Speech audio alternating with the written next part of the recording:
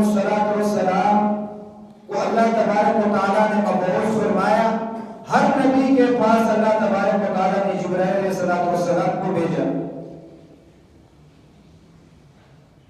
اور آپ صلی اللہ علیہ وسلم سے پہلے جتنے بھی انبیاء آئے سب کے پاس جبرائیل علیہ السلام پیغام لے کر آتے تھے.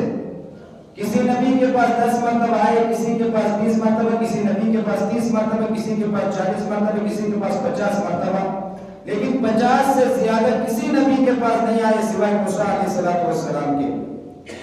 روایات میں آتا ہے کہ موسیٰ علیہ السلام کے پاس حضرت جبرائیل علیہ السلام 450 مرتبہ آئے. اور وحی کے 2 سلسلے ہوتے ہیں. ایک سلسلہ تو حضرت جبرائیل علیہ السلام کے ذریعے اللہ تبارک و تعالیٰ انبیاء کے پاس وحی بھیجتے تھے, اور دوسرا سلسلہ براہ راست اللہ تبارک و تعالیٰ آپ صلی اللہ علیہ وسلم کے دل میں یا آپ کے خواب میں وحی نازل فرما دیتے تھے.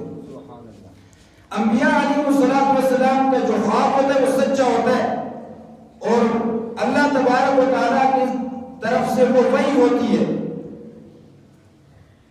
تو جس طرح حضرت جبرائیل علیہ السلام جو وحی لے کر آتے تھے وہ اسی طرح واجب العمل ہے, اسی طرح خواب میں جو اللہ تبارک و تعالیٰ کا حکم آتا تھا وہ بھی واجب العمل ہوتا تھا.